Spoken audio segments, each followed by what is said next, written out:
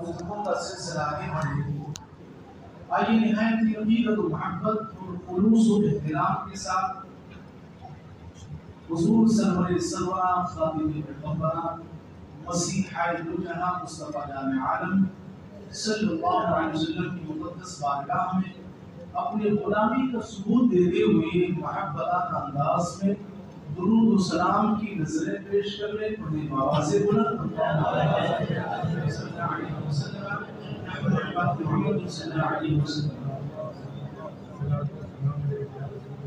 رفیقان گرامی. نہایت ہی خوشی اور مسرت کا موقع ہے کہ آج کا یہ روح پرور اجلاس، آج کی یہ عظیم الشان بزم تحریک اصول دعوت اسلامی کے کارکنانوں کی جانب سے انعقاد پذیر ہے. اللہ رب العالمین کی بارگاہ میں دعا ہے کہ مولا قدیر اس بزم کو اور ہم سب کے حاضرین کو اپنی بارگاہ میں قبول فرمائے. آج کے خطاب کا موضوع ہے مسلمانوں کی زبوحالی یعنی پستی کا سبب کیا ہے. تو اسی مناسبت سے یعنی موضوع کی مناسبت سے میں نے ایک آیت کا ایک چھوٹا سا حصہ تلاوت کی ہے میں نے اور تلاوت کرنے کا شرف حاصل کیا ہے. انشاءاللہ میرا شروع سے اخیر تک جو موضوع ہوگا، بیان ہوگا، وہ اسی آیت کی روشنی میں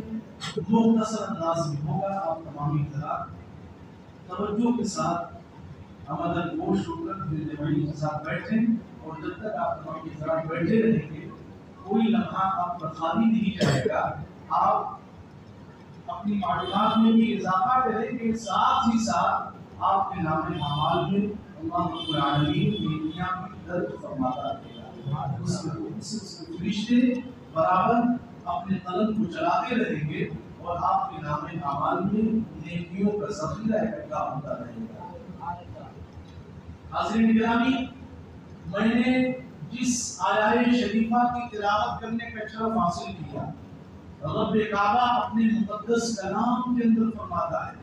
وَيُؤْثِرُونَ عَلَىٰ أَنفُسِهِمْ وَلَوْ كَانَ بِهِمْ خَصَاصَةٌ، اور وہ اپنی جانوں پر انہیں ترجیح دیں گے اگرچہ انہیں شدید محتاجی ہو. حاضرین گرامی، اس آیت کے اندر جس کی میں نے تلاوت کی ہے، پروردگار عالم نے مسلمانوں کے ترقی کے راز کو بیان فرمایا ہے. مسلمانوں کی بلندی کے راز کو پروردگار عالم نے اس آیت کے ذریعے بیان فرمایا ہے. حاضرین گرامی، آؤ ذرا آپ تمامی حضرات توجہ فرمائیں کہ خود غرضی اور مفاد پرستی نے ایثار و قربانی اور اخوت و ہمدردی کا تصور ہی ختم کر دیا ہے. ابھی جو آیت کی میں نے تلاوت کی ہے، تو اس آیت میں پروردگار عالم اپنے بندوں سے یہ فرما رہا ہے کہ میرے ان بندوں میں کامیاب بندے وہی ہیں جو اپنی ضرورت کو دوسروں کی ضرورتوں پر قربان کرنے کا جذبہ رکھتے ہیں. اس آیت کے اندر یہی رب نے فرمایا ہے. لیکن موجودہ حالات کے اعتبار سے اگر جائزہ لیا جائے تو خود غرضی اور مفاد پرستی نے ایثار و قربانی اور اخوت و ہمدردی کا تصور ہی ختم کر دیا ہے. انسان آج کل کا انسان بھر بھول رہا ہے مگر انسانیت سسک رہی ہے. انسان مسرت و شادمانی یعنی خوشی کے جھولے میں جھول رہا ہے مگر انسانیت کراہ رہی ہے. حاضرین گرامی، آدمی بظاہر ترقی کر رہا ہے مگر آدمیت پستی کے گہرے خار میں گرتی ہوئی چلی جا رہی ہے. حاضرین مکرم، موجودہ دور میں خود غرضی اور مفاد پرستی کے دیمک نے عام انسانوں کی طرح مسلمانوں کو بھی اندر سے کھوکھلا بنا دیا ہے. یہی وجہ ہے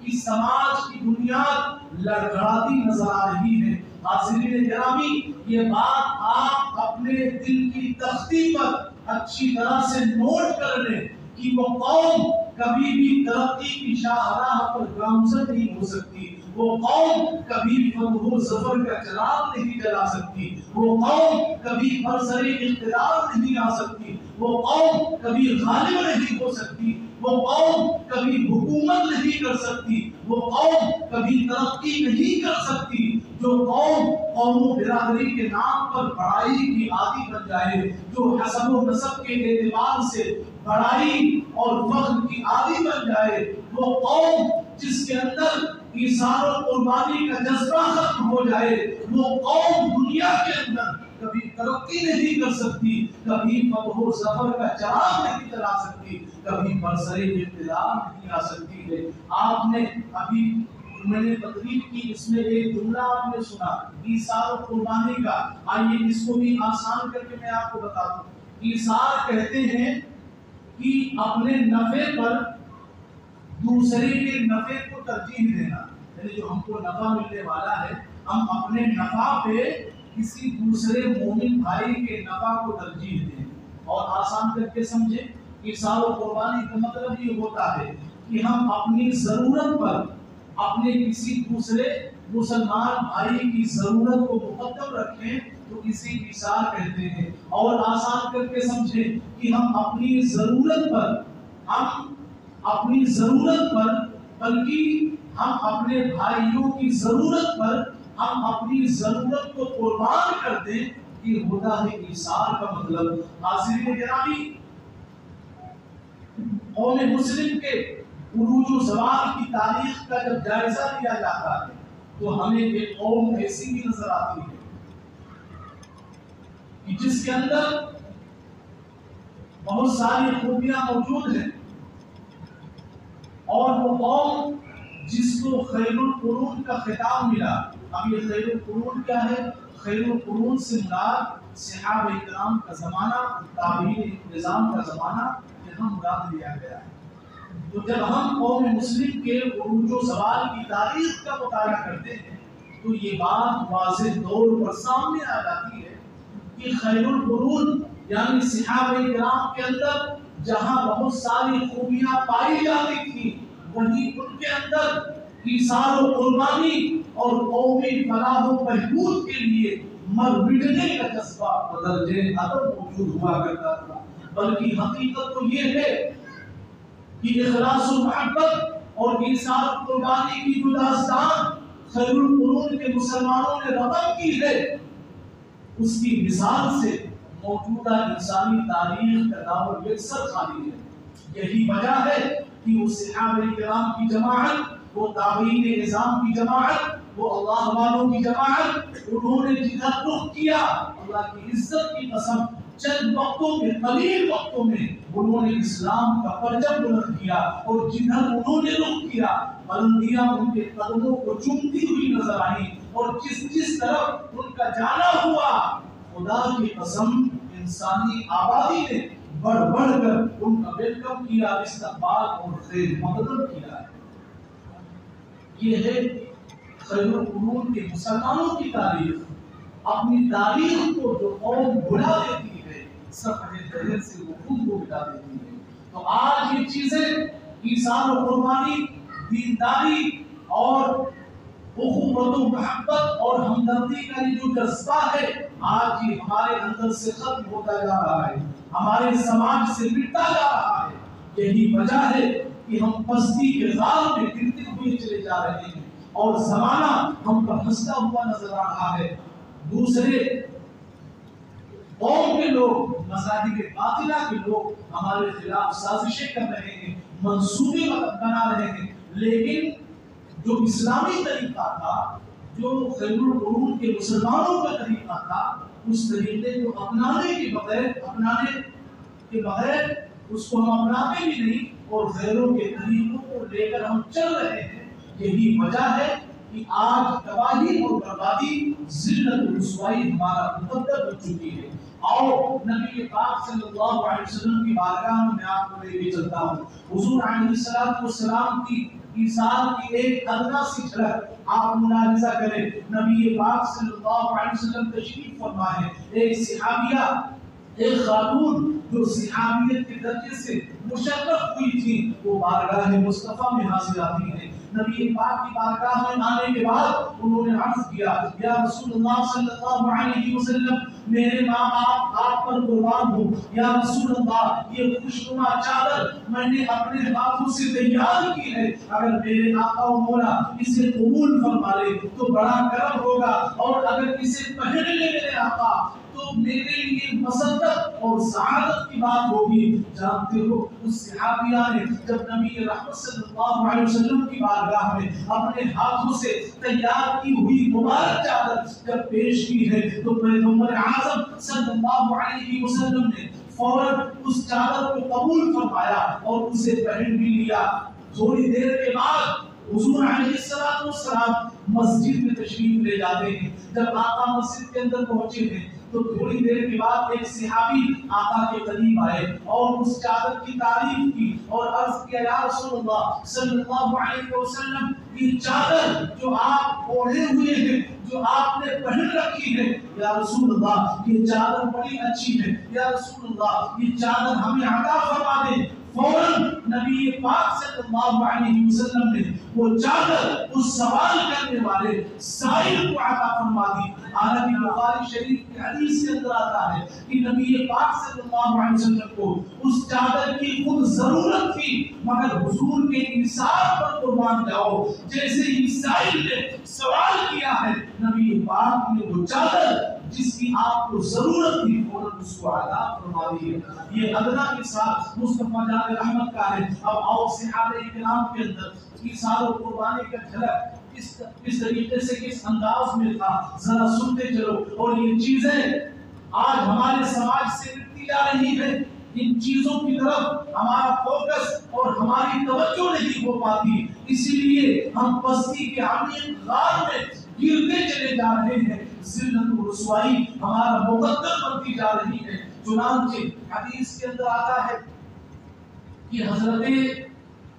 ابو جہل ابن حذیفہ ایک صحابی ہے، یہ بیان کرتے ہیں کہ میں یرملوک کی لڑائی میں اپنے چچا زاد بھائی کی تلاش میں نکلا، تو کہتے ہیں کہ احتیاطاً میں نے پانی کا ایک مشکیزہ بھی اپنے ہاتھ میں لے لیا کہ اگر وقتاً فوقتاً میرا بھائی مل جائے، اگر اس کو ضرورت پیش آئے اور اگر پانی کا سوال کرے تو میں اس کو پانی پیش کر سکوں۔ لہٰذا احتیاطاً انہوں نے ایک پانی کا مشکیزہ لیا اور یرملوک کی طرف چل پڑے۔ ان کا بیان ہے کہ جب میں اس مقام پر پہنچا جہاں یرملوک کی لڑائی ہو رہی تھی، جب میں اس مقام پر پہنچا تو اتفاقاً ایک مقام پر میں نے دیکھا کہ میرا چچا زاد بھائی زخمی حالت میں پڑا ہے اور اس کی جان بس کچھ ہی دیر میں نکلنے والی ہے، وہ تڑپ رہا ہے، زخمی حالت میں پڑا ہے۔ کہتے ہیں کہ میں اس کے قریب گیا، میں نے کہا بھائی تمہاری حالت تو بہت نازک ہے، کیا تمہیں پانی کی ضرورت ہے؟ تو اس نے اس بات یعنی ہاں میں سر ہلایا۔ چنانچہ ابن حذیفہ کہتے ہیں کہ میں نے پانی کا مشکیزہ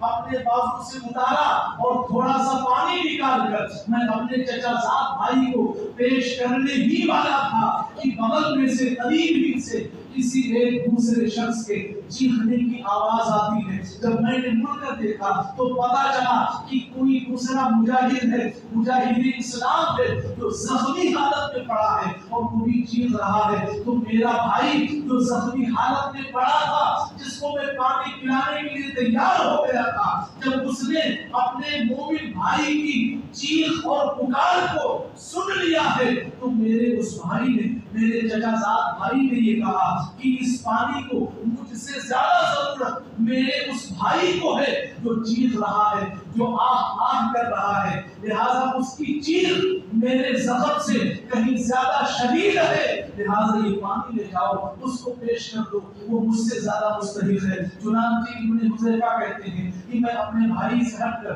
وہ پانی کا مشکیزہ اس شخص کے پاس لے کر پہنچا تو دیکھ کر میں حیران رہ گیا کہ وہ زخمی جو شخص پڑا تھا اور آہ کر رہا تھا وہ کوئی اور نہ تھا بلکہ ہشام ابن عامر عاص سے کہتے ہیں کہ میں نے چاہا کہ انہیں پانی پلاؤں تاکہ انہیں کچھ راحت محسوس ہو، اتنے میں ایک تیسرے آدمی کی چیخنے کی آواز آئی، ایک تیسرا آدمی آہ کرتا ہوا نظر آیا تو ہشام ابن عامر عاص نے کہا کہ اے حذیفہ یہ پانی کا مشکیزہ میرے پاس لے کے آئے ہو، مجھے پلانے کی غرض سے آئے ہو، اس کو اس تیسرے آدمی کے پاس، اس تیسرے مرد مجاہد کے پاس لے کے چلے جاؤ، مجھ سے کہیں زیادہ اس پانی کی اس کو ضرورت ہے۔ چنانچہ حذیفہ کہتے ہیں کہ جیسے ہی میں اس تیسرے شخص کے پاس وہ پانی کا مشکیزہ لے کے پہنچا تو دیکھ کر میں حیران رہ گیا، مجھے بہت افسوس ہوا اس لیے کہ جب میں اس کے قریب پہنچا تو اس کی روح اس کے جسم سے نکل چکی تھی، وہ انتقال کر چکا تھا۔ کہتے ہیں کہ میں جو ہے ہشام کے پاس بھاگا، ہشام ابن عامر عاص کے پاس، جب میں واپس پلٹ کے پہنچا کہ ان کو پانی پیش کر دوں تو جب میں ان کے قریب پہنچا تو دیکھا ان کی روح بھی ان کے جسم کو خیرآباد کر چکی ہے، ان کا بھی انتقال ہو چکا ہے۔ ابن حذیفہ کہتے ہیں اس کے بعد میں اپنے چچا زاد بھائی کے قریب دوڑا اور اس کے پاس تیزی سے پہنچنے کی کوشش کر رہا تھا کہ چلو یہ دو لوگ انتقال کر گئے ہیں تو تھوڑا سا پانی کم سے کم میرا چچا زاد بھائی جو زخمی حالت میں پڑا ہے اس کو تو مل جائے۔ کہتے ہیں جب میں اپنے بھائی کے قریب پہنچا فضائل الہی سے اس کا بھی انتظار ہو گیا تھا۔ انا للہ و انا الیہ راجعون۔ دیکھا آپ نے ایثار و قربانی کا یہ جذبہ صرف چند افراد یا مخصوص طبقہ میں نہیں تھا بلکہ اسلامی معاشرے کا ہر فرد اس جذبے ایثار سے شرمسار نظر آتا تھا۔ آج یہ چیزیں ہمارے سماج سے ختم ہو رہی ہیں، آج یہ چیزیں ہماری سوسائٹی سے مٹتی جا رہی ہیں۔ ایثار و قربانی اور اخوت و محبت اور ہمدردی کا جو جذبہ ہے آج یہ ہمارے اندر سے نکلتا جا رہا ہے۔ لہٰذا ان چیزوں پر اگر ہم عمل کریں اللہ کی عزت کی قسم کامیابی و کامرانی ہمارے قلبوں کو جوڑتی ہوئی نظر آئے گی۔ حاضرین گرامی، اسی طرح ایک اور روایت کے اندر آتا ہے کہ حضرت عبداللہ ابن عمر جو بڑے عظیم صحابی ہیں وہ بیان کرتے ہیں کہ ایک صحابی رسول صلی اللہ علیہ وسلم نے اپنے ایک مسلمان بھائی کے یہاں بکرے کی ایک سری بھیجی، جب اس کے یہاں بھیجی تو اس نے لے لیا، اس کے بعد اس نے سوچا کہ یہ جو بکرے کی سری میرے پاس بھیجی گئی ہے مجھ سے زیادہ مستحق میرے پڑوس میں رہنے والا شخص ہے، چنانچہ ان کے یہاں بھیج دی گئی۔ اب جس کے یہاں انہوں نے بھیجی اب اس دوسرے شخص نے کسی تیسرے شخص کو اپنے سے زیادہ مستحق سمجھا اور یہ کہا کہ فلاں شخص جو میرے قبیلے اور برادری میں رہتا ہے، میرے مکان کے قریب رہتا ہے، میرے پڑوس میں رہتا ہے، وہ کثیر العیال ہے، اس کے بال بچے زیادہ ہیں، اس کا کنبہ بڑا ہے۔ چنانچہ بکرے کی وہ سری اس تیسرے آدمی کے پاس بھیج دی گئی۔ اب کیا ہوا، اس تیسرے آدمی نے بھی کسی اپنے کو اپنے سے زیادہ ضرورت مند سمجھا۔ مختصر یہ ہے کہ بکرے کی ایک سری ان 7 آدمیوں کے پاس پہنچ گئی، ان 7 آدمیوں کے گھر گئی اور ہر ایک فرد نے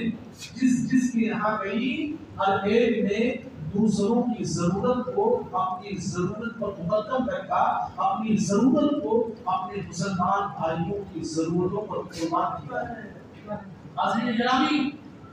تو اس طرح سے بکری کی وہ ایک سری 7 لوگوں کے گھر گئی اور پھر واپس آ کر اسی پہلے شخص کے پاس آ گئی۔ یہ ہے اسلام کے ان سرفروش ثبوتوں کی حیرت انگیز تاریخ جن کے وجود مسعود سے گلستان اسلام میں فصل بہار آئی ہے اور اسلام کی کھیتی ہری بھری ہو گئی ہے۔ حاضرین گرامی، اس حقیقت کو اچھی طرح آپ ذہن نشین کر لیں کہ اخوت و محبت اور ایثار و قربانی کا جوہر جس شخص کے پاس ہوگا وہ ضرور ترقی کرے گا، جس معاشرے میں ہوگا وہ معاشرہ ترقی کرے گا، جس سماج میں ہوگا وہ سماج ترقی کرے گا، جس ملک کے عمرا اور حکام کے اندر ہوگا وہ ملک ترقی کرے گا۔ اگر دینی دنیاوی مقاصد کے حصول کے لیے اس کا استعمال کیا جائے تو وہاں فائدہ ملے گا، اگر دینی مقاصد کے حصول میں اس کو عمل میں لایا جائے تو انشاءاللہ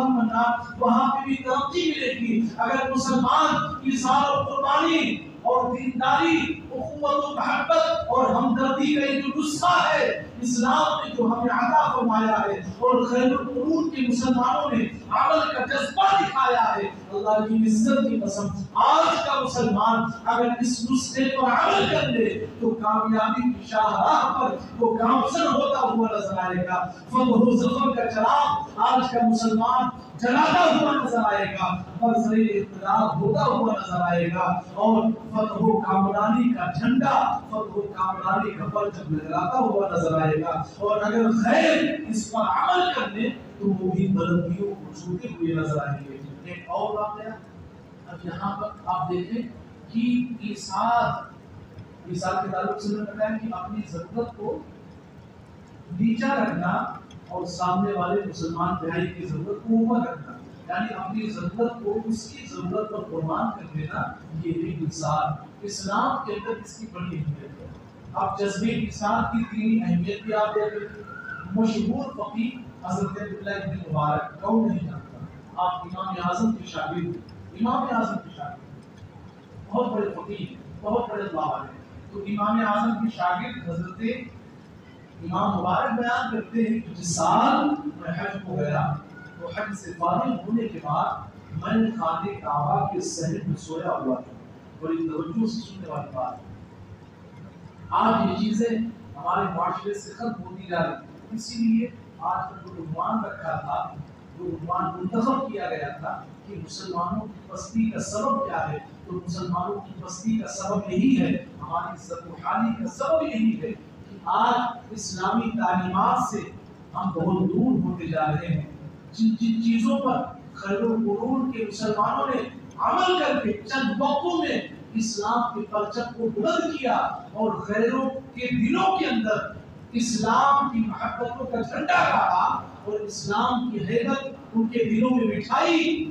وہ طور طریقے وہ تعلیمات آج ہم سے بہت دور ہو چکے ہیں اور دور ہوتے ہوئے جا رہے ہیں، اسی لیے ہم بستی کے پہرے دار بھی بنتے جا رہے ہیں۔ تو آپ ذرا دیکھیں کہ ایثار کی دینی اہمیت کیا ہے۔ حضرت عبداللہ ابن مبارک فرماتے ہیں کہ حج سے فارغ ہونے کے بعد میں صحن کعبہ کے اندر لیٹا ہوا تھا، میری آنکھ لگ جاتی ہے، میں نے خواب میں دیکھا کہ دو فرشتے آپس میں یہ باتیں کر رہے ہیں کہ سال کثرت کے ساتھ کافی لوگ حج کرنے کے لیے آئے اور بہت سارے لوگ آئے، تو دوسرا فرشتہ جواب میں کہتا ہے ہاں ہاں صحیح کہہ رہے ہو، ان سال ٹوٹل 6 لاکھ لوگ کعبۃ اللہ خانہ کعبہ کا حج کرنے کے لیے آئے، مگر کسی کا حج اللہ کی بارگاہ میں قبول نہ ہوا۔ اللہ اکبر، 6 لاکھ لوگ حج کرنے کے لیے گئے مگر کسی کا حج رب کی بارگاہ میں قبول نہ ہوا۔ اب وہ فرشتہ کہتا ہے کہ لیکن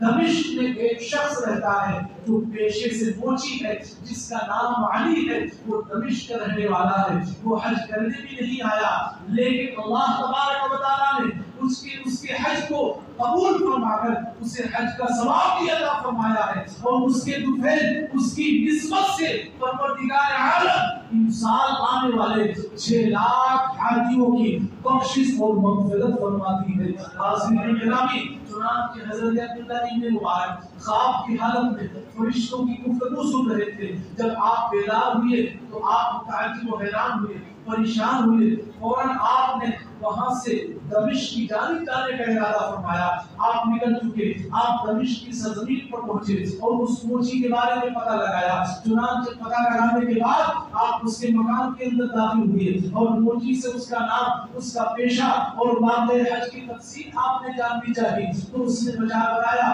کہ میرا نام علی ہے، میں پیشے سے موچی ہوں، لہٰذا میں جوتا چپل ٹانکتا ہوں، ٹانکنے کا کام کرتا ہوں۔ اب موچی نے حضرت عبداللہ ابن مبارک سے سوال کیا کہ اللہ والے، خوبصورت چہروں والے، ذرا یہ بتائیں آپ کا نام کیا ہے، آپ کا اسم شریف کیا ہے؟ تو عبداللہ ابن مبارک نے جیسے ہی اپنا نام بتایا، موتی نے ایک چیخ ماری اور بے ہوش ہو کر گر گیا۔ جب اس کو ہوش آیا تو چیخ مار کر بے ہوش کیوں ہوا؟ وہ اس لیے کہ اتنا بڑا اللہ والا، اتنا بڑا عالم، اتنا بڑا فقیر، اتنا بڑا ولی کامل، اتنا بڑا اللہ کا مقرب بندہ ایک چھوٹے سے پیشے والے موچی کے یہاں ادب و احترام کے ساتھ بیٹھا ہوا ہے اور اس سے کچھ باتیں پوچھ رہا ہے۔ جب اس نے نام سنا تو کہا ارے یہ تو عبداللہ ابن مبارک ہے، یہ تو اپنے وقت کا بہت بڑا فقیر ہے، بہت بڑا عالم ہے، بہت بڑا مفتی ہے، بہت بڑا اللہ والا ہے، بہت بڑا عالم ہے۔ ایک چیخ ماری اور بے ہوش ہو جاتا ہے۔ جب اس کو ہوش آیا ہے تو اس نے یہ بتانا شروع کیا کہ عبداللہ ابن مبارک سنو، ایک زمانے سے مجھے حج کرنے کا شوق پیدا ہوا اور لہٰذا جب حاجی لوگ ہر سال حج کو جاتے تو میرے دل کے اندر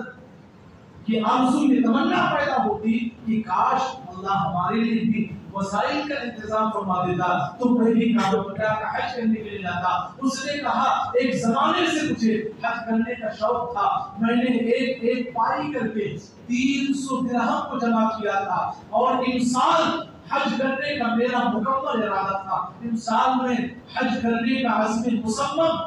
مکمل کر چکا تھا۔ اتفاق کی بات ہے کہ ایک روز ہمسائے یعنی پڑوس کے گھر سے کسی اچھی چیز کے بننے کی بو آئی، خوشبو آئی، تو میری بیوی نے کہا کہ فلاں پڑوس کے گھر میں چلے جاؤ اور اس کے ہر جو چیز پکی ہے تھوڑی سی لے آؤ تاکہ اس میں سے ہم لوگ بھی کھا لیں۔ چنانچہ موچی کہتا ہے کہ میں اپنے پڑوسی کے گھر گیا اور کہا کہ تمہارے یہاں پکائی گئی ہے سالن ہو یا کسی اور یا کوئی اور چیز ہو، بہرحال خوشبو بڑی اچھی آ رہی تھی، تھوڑی سی ہمیں بھی دے دو تاکہ ہم لوگ بھی اس میں سے کچھ کھا سکیں۔ میری اہلیہ نے، میری زوجہ نے مجھ سے یہ فرمائش کی ہے۔ چنانچہ صاحب خانہ نے کہا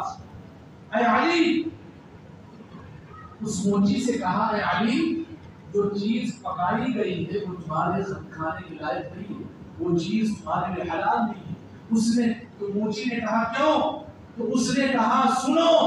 7 روز کا وقت گزر چکا ہے، کنٹینیو متواتر 7 روز گزر چکے ہیں اور ہم اور ہمارے اہل و عیال فاقے سے ہیں، ایک لقمہ بھی کھانے کو نہیں ملا ہے، 7 روز سے ہم لوگ بھوکے ہیں، ایک لقمہ بھی حلق سے نیچے نہیں اترا ہے۔ آج میں نے ایک مقام پر ایک مرے ہوئے گدھے کو دیکھا تو اس کے گوشت کو کاٹ کر لایا ہوں اور اسی کو پکایا گیا ہے اور وہی تیار ہے، سالن کی شکل میں چولہے پر رکھا ہوا ہے، لہٰذا وہ تمہارے کھانے کے لائق نہیں ہے۔ اس موچی نے جب اتنا سنا، اللہ کی عزت کی قسم اس کا دل رب تبارک و تعالیٰ کے خوف سے کام اٹھا، وہ لرز گیا اور موچی کا بیان ہے، وہ بیان دے رہا ہے حضرت عبداللہ ابن مبارک کو کہ جو پیسہ میں نے حج کے لیے جمع کیا تھا، میری غیرت ایمانی نے یہ گوارا نہ کیا کہ میں اس پیسے سے حج کے لیے جاؤں، بلکہ میں نے اس خیال سے وہ 300 درہم اس واقع والے شخص کو یہ کہہ کر دے دیا کہ میرے نزدیک مسلمانوں کا فائدہ ہونا یہ حج کے برابر ہے، لہذا حج کے برابر ہے۔ دیکھا آپ نے موچی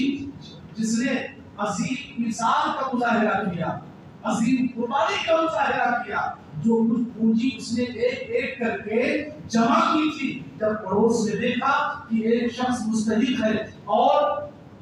بڑا مستحق ہے، 7 روز سے فاقہ کر رہا ہے، تو اس نے جو کچھ جمع کیا قسم اس کے حوالے کر دی۔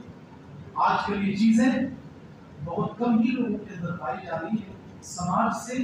آج کی سالوں قربانی اور اخوت و محبت اور بھائی چارگی کا جو معاملہ ہے، جذبہ ہے، کہ ہمارے سماج اور ہماری سوسائٹی سے ختم ہوتا جا رہا ہے۔ اس لیے ہم پستی کے امیر غار میں گرتے ہوئے چلے جا رہے ہیں۔ حاضرین گرامی، ایک آخری واقعہ سنانا مقصد نہیں ہے۔ ایثار کی کرشمہ سازی، ایثار کی اہمیت کیا ہے، اور آج یہ چیزیں ہمارے اندر سے جو ختم ہو رہی ہیں تو ان کی وجہ سے کتنا بڑا نقصان ہو رہا ہے. بس ایک آخری واقعہ اسی ہندوستان کا آپ سنیں. اسی ہندوستان کے اندر جب شاہ جہاں بادشاہ کی حکومت، آپ کو یہ سننا، تو شاہ جہاں بادشاہ جس وقت انڈیا ہندوستان کا حاکم تھا، ایک وقت میں اس کی لڑکی جل گئی. آگ لگی ہوگی گھر میں کھڑے، تو اس آگ میں اس کی بچی کو جس کا نام جہاں آرا تھا اس کو اپنی چپیٹ میں لے لیا، وہ جل گئی. تو اس کے جلنے کی خبر پورے ہندوستان کے اندر پھیل گئی. بہت سارے اطباء یعنی بڑے بڑے طبیب آتے رہے، علاج کرتے رہے، مگر افادہ نہ ہوا. حسب منشا دوائی کا اثر ظاہر نہ ہوا. بڑے بڑے طبیب آئے اور کوئی اس بچی کو، اس جلی ہوئی بچی کو کوئی صحتیاب نہ کر سکا، کوئی اچھا نہ کر سکا. اب کیا ہوا؟ شاہ جہاں بادشاہ نے سورت سے ایک عیسائی انگریز ڈاکٹر جس کا نام بارٹن تھا، سورت سے اس کو بلایا. اپنی لڑکی جس کا نام جہاں آرا تھا اس کا علاج کرنے کے لیے. چنانچہ سورت سے وہ آنے والا انگریز ڈاکٹر، عیسائی ڈاکٹر بارٹن جب آیا تو وہ علاج کرتا گیا. چند دنوں کے اندر اس کی لڑکی کو افاقہ ہوا، مکمل افاقہ ہوا، اور شاہ جہاں کی لڑکی جہاں آرا مکمل صحتیاب ہو گیا. اس کی لڑکی صحتیاب ہو گئی، بادشاہ بہت خوش ہوا. اس نے انعام و اکرام دینے کی ٹھان لی اور اس نے کہا کہ اے بارٹن، اے انگریزی عیسائی ڈاکٹر، میں تجھے انعام دینا چاہتا ہوں، میں تجھے مالا مال کرنا چاہتا ہوں. اب یہاں اس کی ذہنیت دیکھیے، اس انگریز ڈاکٹر کی ذہنیت دیکھیے اور قوم پرستی کا جذبہ اس کے اندر دیکھیے کہ جب بادشاہ شاہ جہاں نے کہا میں تجھے انعام دینا چاہتا ہوں تو اس نے کہا کہ بادشاہ اگر آپ مجھے خوش کرنا چاہتے ہیں، اگر آپ مجھے انعام و اکرام سے نوازنا چاہتے ہیں تو آپ مجھے کوئی اشرفی یا کوئی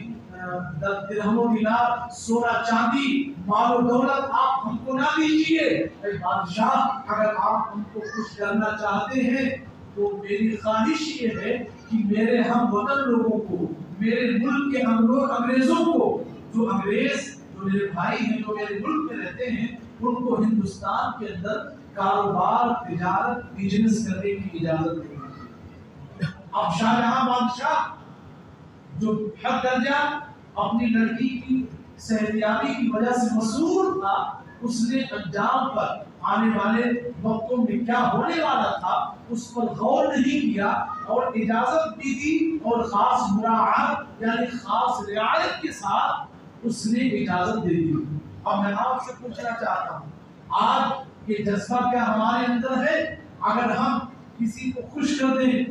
کسی کے کام آ جائیں، کسی کے دل کو جیت لیں اور اگر وہ ہمیں انعام دینے کی بات کرے تو ہماری خواہش یقیناً یہی ہوگی کہ ہمیں ہیرے جواہرات مل جائے، ہمارے جیبوں کو بھر دیا جائے اور ہمارے گھر کے اندر جو الماری ہے اتنی دولت ہم کو مل جائے کہ ان سب کو لے جا کر جمع کر دیں. کبھی ہم نے قوم کے تعلق سے سوچا، کبھی ہم نے مذہب و مسلک کی فکر کی. انگریز ڈاکٹر کی ذہانت کو دیکھو، اس نے اپنے ذاتی فائدے کے لیے کچھ نہ مانگا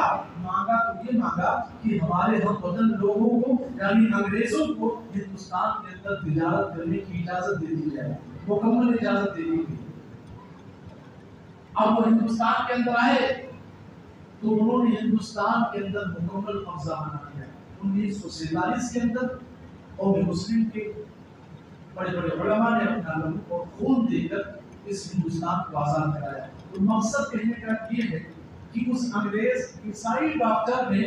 اپنے ذاتی مفاد کو قومی مفاد، اپنے قوم کے فائدے کے لیے قربان کر دیا. اس نے اپنے ذاتی فائدے کے لیے نہ سوچا. تو گویا اس نے یہ سبق دے دیا ہے ہم کو کہ اگر ہم عزت و عظمت کی جد و جہد، سربراہی اور سرداری کی آرزو رکھتے ہیں تو یقیناً ہمیں اپنے اندر، اپنے پیروکاروں کے اندر ایثار و قربانی اور اخوت و ہمدردی کا جذبہ پیدا کرنا پڑے گا. ضرورت اس بات کی ہے کہ ہم اپنی خواہشات کا گلا گھونٹ کر قوم، مسلک، مذہب اور اپنے علاقے، اپنے محلے میں ہمارے جو مسلمان بھائی رہتے ہیں، ہم اپنی خواہشات کا گلا گھونٹ کر ان کے خواہشات کی فکر کریں. ہم اپنی ضرورتوں کو دوسروں کی ضرورتوں پر قربان کرنے کا جذبہ پیدا کریں. یقین جانیں کہ جن نوجوانوں کے ذہن و فکر میں یہ بات بیٹھ جائے گی، یقیناً میرا دعویٰ ہے کہ اگر وہ ان باتوں پر عمل کر لیں تو دنیا کی کوئی طاقت انہیں شکست سے دوچار نہیں کر سکتی ہے. آج دنیا کے اندر جن قوموں کے اندر ایثار و قربانی کا جذبہ پایا جا رہا ہے، آج وہ زمانے پر چھاتی چلی جا رہی ہے. اس لیے ضرورت اس بات کی ہے کہ ہم اپنا بھولا ہوا سبق یاد کریں اور ہم اخوت و محبت اور اپنے اخلاق و کردار کی کھوکھلی دیواروں کو مضبوط کریں اور اپنے کردار و بلندی کی بنیادوں کو مضبوط کریں اور ایثار و قربانی کا جو جذبہ ہے، یہ جو مٹ رہا ہے، اس کے اندر ہم حرکت و عمل ضرور ہوں گے. اللہ تبارک و تعالی ہم سب کو اسلامی تعلیمات کی زیرہ باشیوں سے مولا ہم سب کے تعلیم دلوں کو مربوط فرمائے اور بالخصوص ایثار و قربانی، اخوت و ہمدردی اور بھائی چارگی کا جو معاملہ ہے اور جو اسلام کا طریقہ ہے، انہی کے ذریعے اسلام پورا اور بھلا ہے. اور یہ چیزیں، یہ تمام باتیں اور وہ تمام تعلیمات جو اسلام نے ہمیں عطا فرمائے ہیں اور ہم سب کو عمل کی توفیق و رحمت فرمائے. السلام علیکم و رحمۃ اللہ وبرکاتہ.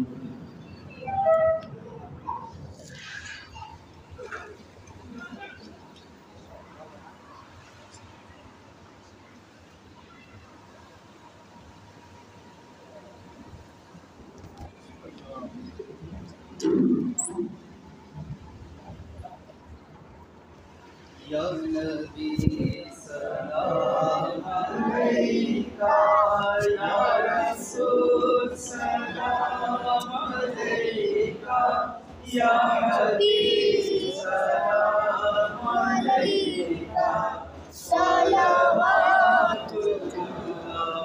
علیکہ. میری آنے والی نسل تیرے عشق ہی میں مچلے، انہیں نیک تم بنانا، مدنی مدینے والے. اب تیرے در کی حاضری کو جو تڑپ رہے ہیں، ان کو شاہ جلد تم بلانا. یا نبی سلام علیکہ، یا رسول سلام علیکہ، یا حبیب سلام علیکہ، صلوات اللہ علیکہ.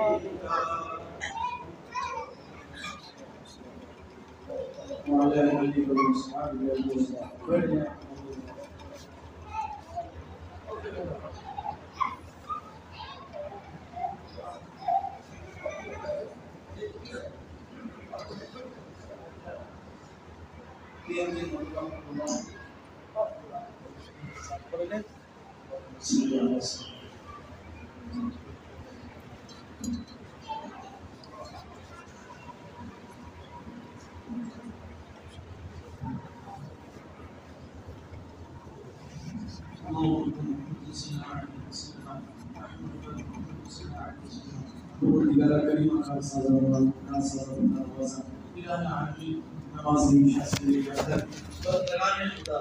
علماء مصطفیٰ شمال رسول کی بارگاہ میں بیٹھ کر